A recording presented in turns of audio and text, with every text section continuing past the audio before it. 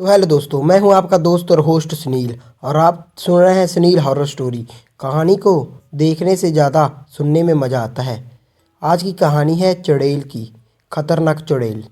दिल्ली का रहने वाला आदित्य एक 25 साल का युवक था।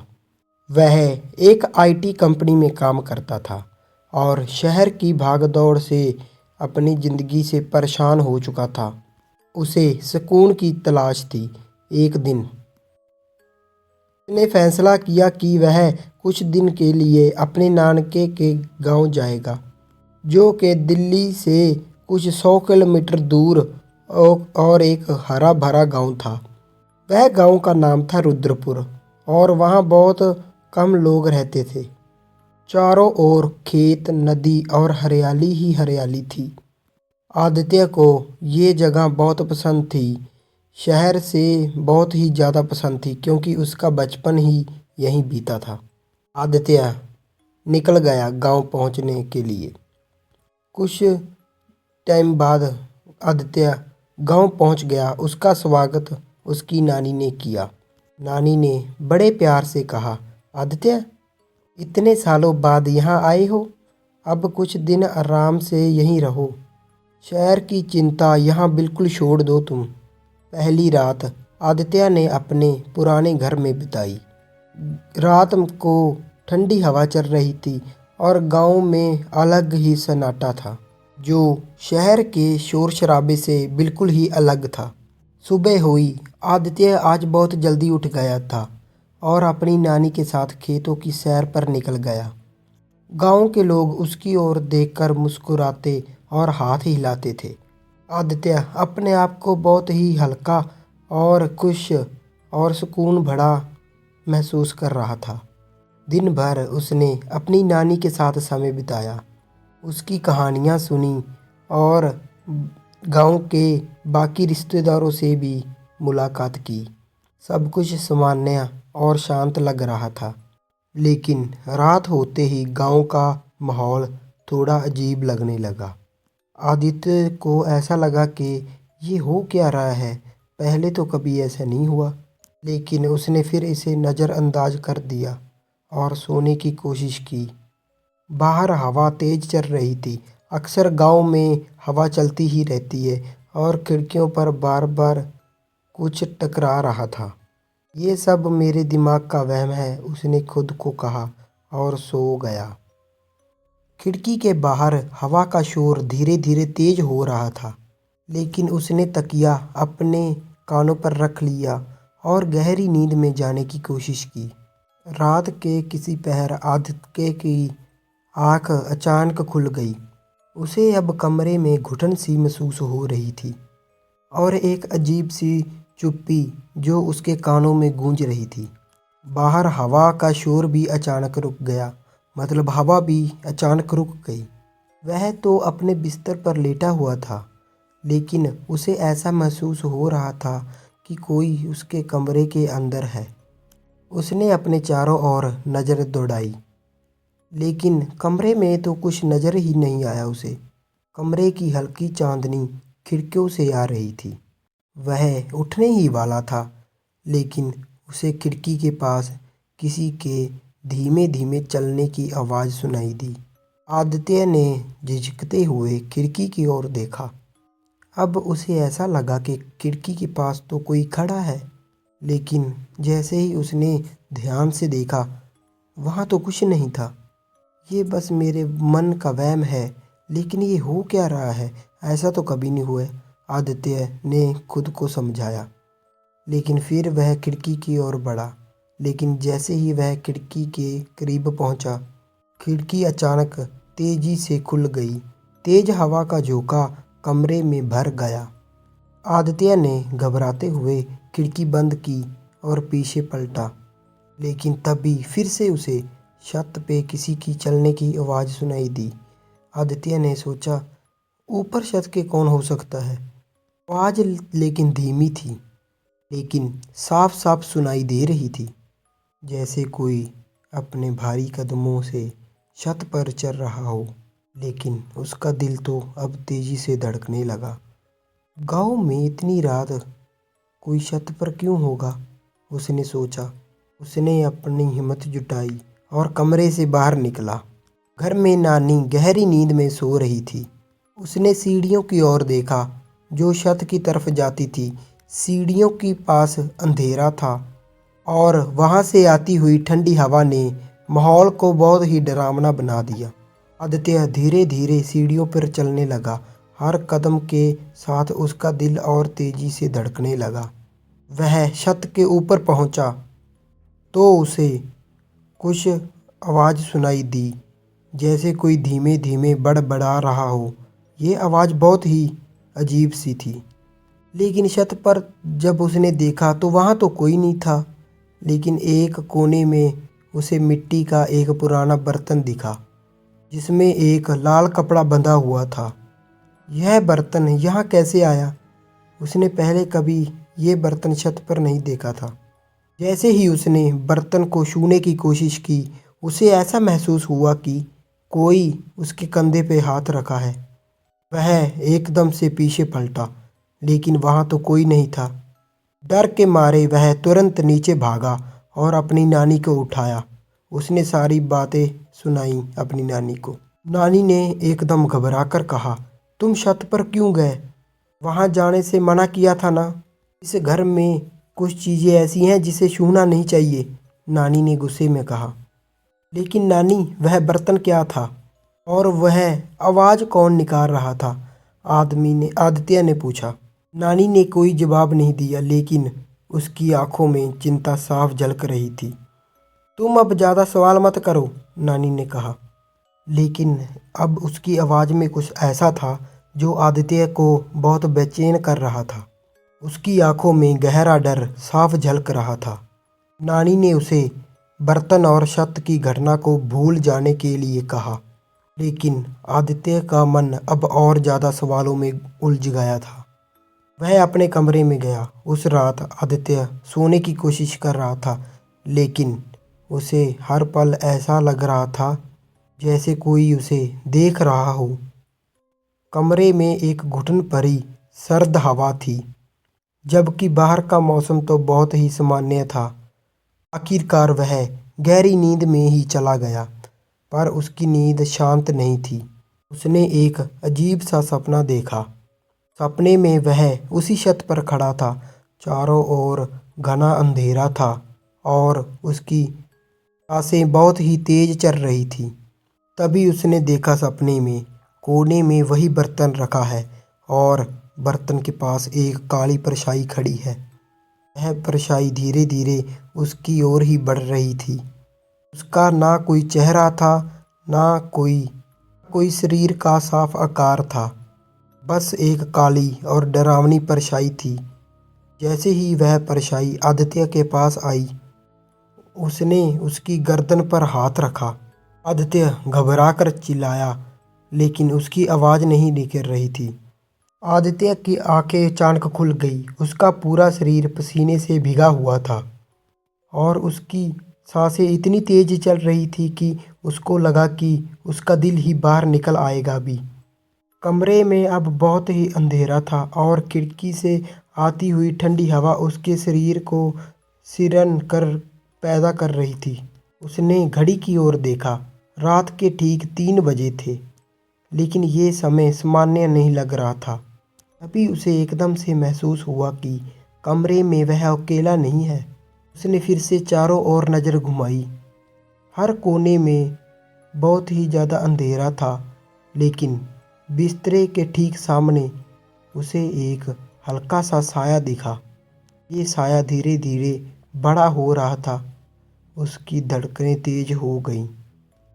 उसने हिम्मत करके कहा कि कौन है वहाँ?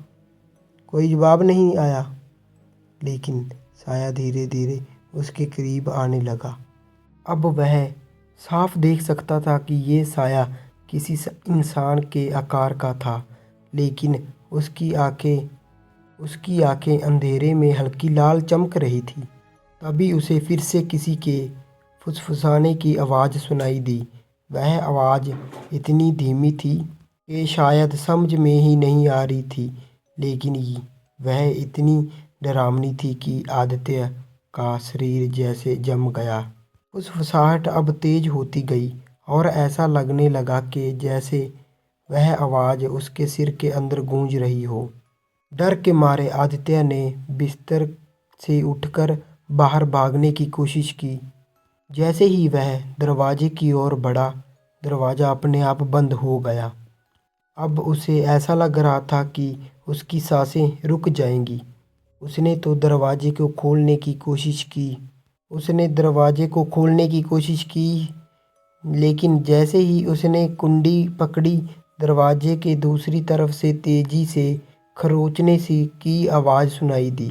आदित्य ने चिल्लाते हुए नानी को पुकारा। कुछ ही देर में नानी कमरे से बाहर आई और दरवाज़ा खोलने की कोशिश करने लगी। जैसे ही दरवाज़ा खुला, वह कमरे में घुसते ही चिल्लाई, तुमने कुछ कुछ छू लिया था ना? बताओ क्या? आदित्य ने घबराते हुए कहा, मैंने कुछ नहीं किया, बस नानी छत पर वही बर्तन देखा था। ये सुनते ही नानी के चेहरे का रंग ही उड़ गया। मैंने तुम्हें मना किया था ना, वह बर्तन बिल्कुल भी नहीं छूना था। अब जो होने वाला है उसे रोक पाना मुश्किल है, नानी ने कांपती हुई आवाज़ में कहा। तभी कमरे की खिड़की एक बार फिर से ज़ोर से खुली। वह इतनी तेज थी कि कमरे की रखी हुई चीज़ें नीचे गिर गई। वही परछाई जो आदित्य ने पहले देखी थी, अब खिड़की के पास दिखाने लगी थी। ये परछाई तो अब बहुत ही डरावनी थी। इसकी लाल आँखों की चमक तो अब और तेज हो गई थी। ये वही है जिसे मैंने वर्षों से रोक हो रखा था, नानी ने कांपते हुए कहा। तुमने इसे आज़ाद कर दिया। कौन है ये? आदित्य ने अब डरते हुए पूछा। नानी ने बहुत ही डरते हुए कहा, जिसे लोग चुड़ैल कहते हैं। ये अब हमें छोड़ने वाली नहीं है। कैसे तैसे उन्होंने रात निकाली। अब उसके मन में बहुत ही ज़्यादा सवाल थे। अब वह जान चुका था कि गांव में कुछ तो अजीब था और उसकी नानी, जो इस गांव की मुखिया रह चुकी थी, उसे सब कुछ बताएगी। अब सुबह से ही नानी की आंखों में एक गहरी चिंता थी, लेकिन उसके चेहरे पर एक ठहराव था, जैसे उन्होंने इस राज को सालों तक छिपा रखा हो। उसने बेटा कहकर उसे बुलाया और कहा कि तुमने ठीक से सुनना है भी। इस गांव में कुछ साल पहले एक डायन आई थी। इस गांव में एक तांत्रिक था जिसने पूजा पाठ कर कर एक डायन को बुलाया था। वह अपने वश में करना चाहता था, लेकिन उसको ही डायन ने मार दिया और वह इस गांव में ही लोगों को प्रचार करने लगी। जो आता उसे मार देती थी। इसमें बहुत ही अजीब शक्तियाँ थी। लोग कहते थे कि वह एक जादूगरनी थी। वो अपनी शक्तियों का इस्तेमाल गांव वालों को मारकर करती थी। उसकी शक्तियों को कोई हिसाब नहीं था। तो हमारे बुजुर्गों ने उसे एक पंडित के तंत्रों मंत्रों से बांधने का फैसला किया। लेकिन नानी, उसने पूछा, आपने उसे क्यों कैद किया था? क्या वह इतनी खतरनाक थी? नानी ने गहरी सांस ली और अपनी यादों को ताज़ा करते हुए कहा, वह बहुत खतरनाक है बेटा। वह लोगों को अपनी बातों में उलझाकर उनकी आत्माएं निकालने लगी। वह दिन ब दिन और ज़्यादा शक्तिशाली हो रही थी। धीरे धीरे वह हमारे गांव के जानवरों को, बकरियों को भी मारा। ये सब हमारी आंखों के सामने हो रहा था। हमने उसे पकड़ने के लिए तंत्र मंत्र का सहारा लिया। कई दिन तक ये यज्ञ चला और वह एक डिब्बे में कैद हो गई। पंडित जी ने कहा भी था, इसे कोई हाथ नहीं लगाएगा। इस पर एक लाल कपड़ा और तंत्र मंत्र का साया किया हुआ था और वह डायन उसी दिन से हमारे नियंत्रण में आ गई। लेकिन बेटा, नानी की आवाज़ अब धीमी हो गई, लेकिन आज तुम्हारे वो छूने के कारण ये सब दोबारा जीवित हो गया है। वह बंधक अब टूट चुका है और वह अब आज़ाद है।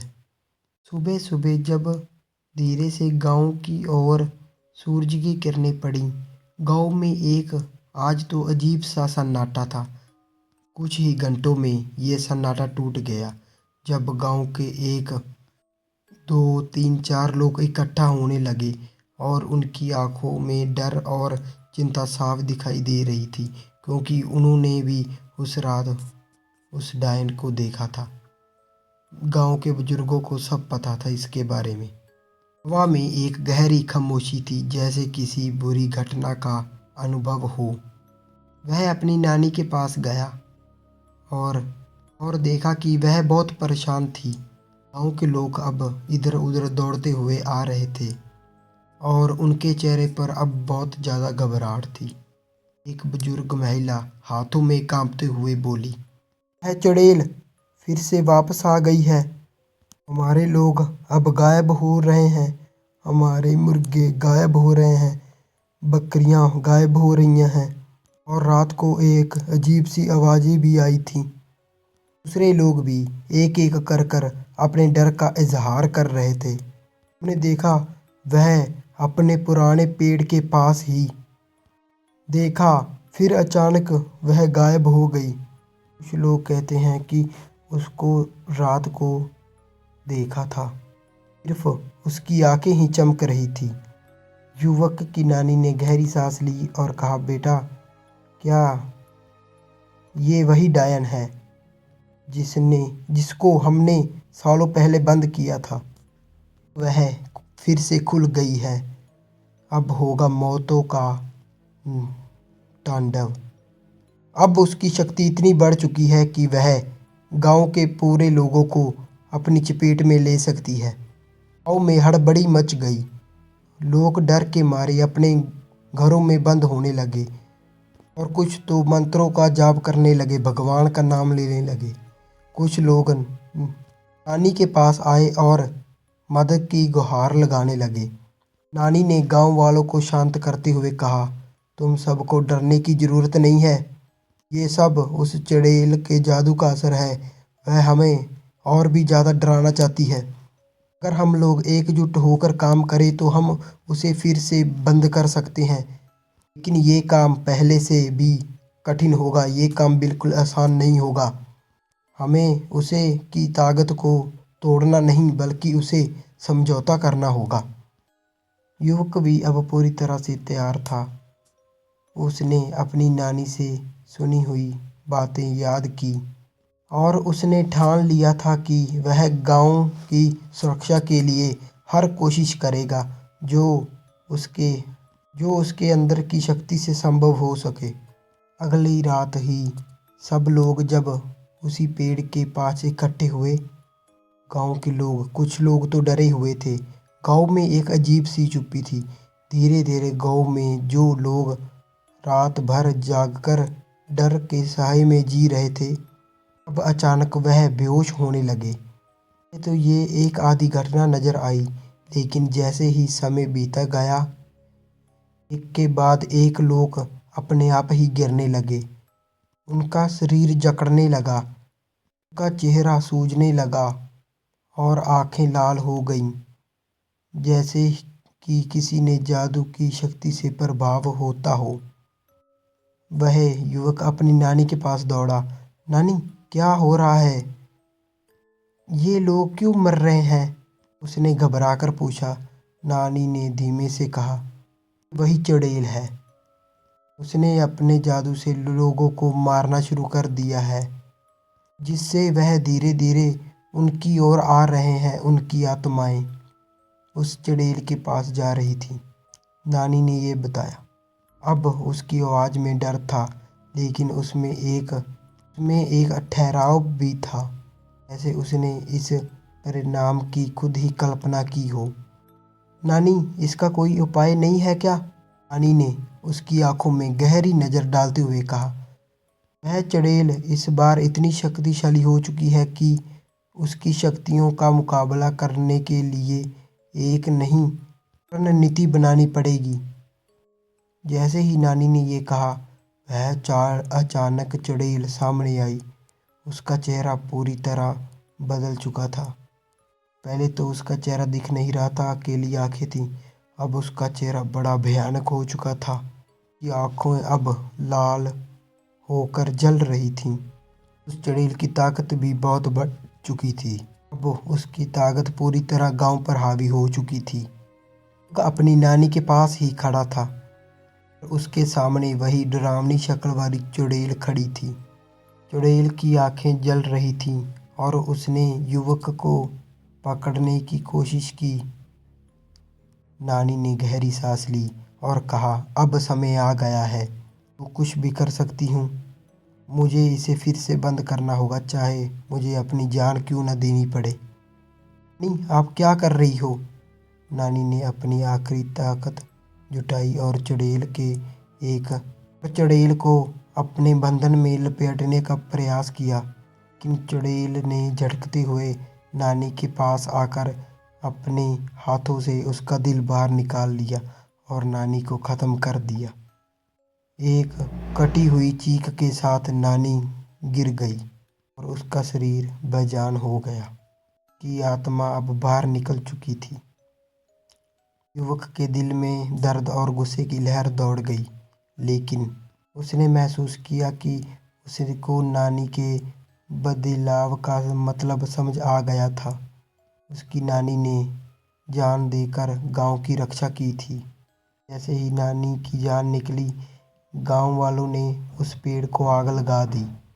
ये बात नानी ने गांव वालों से पहले ही कर ली थी, लेकिन मुझे अब पता चली थी जब हम नानी की याद में बैठे थे। नानी ने अपनी जान देकर पूरे गांव वालों की जान बचा ली थी। नानी ने मुझे नहीं बताया था ये बात, लेकिन पूरे गांव को पता थी। नानी ने कहा था जैसे ही मैं उसे ये बात करूं तो वह नहीं मानेगा। इसलिए नानी ने पूरे गांव वालों को कह दिया कि मैं अपनी जान देकर इस पूरे गांव की रक्षा करूंगी। नानी ने वही किया और वह बरगद का पेड़ जहाँ पर वो चुड़ैल रहती थी वो भी जल गया। आज भी मैं ये बात याद करता हूँ तो मेरी रूह कांप जाती है। मेरी नानी ने सिर्फ मेरे कारण अपनी जान गंवा दी। आज भी मुझे नींद नहीं आती ये बात सुनकर। उस बात को आज 10 साल हो गए हैं, लेकिन आज भी मुझे ऐसा लगता है कि कोई मेरे पीछे खड़ा है। तो हेलो दोस्तों, कैसी लगी आपको ये कहानी? लाइक शेयर कमेंट करके ज़रूर बता देना और वीडियो को लाइक कर देना। चैनल को सब्सक्राइब जरूर कर लेना ऐसी हो रही हॉरर वीडियो के लिए। और मिलते हैं अगली वीडियो में।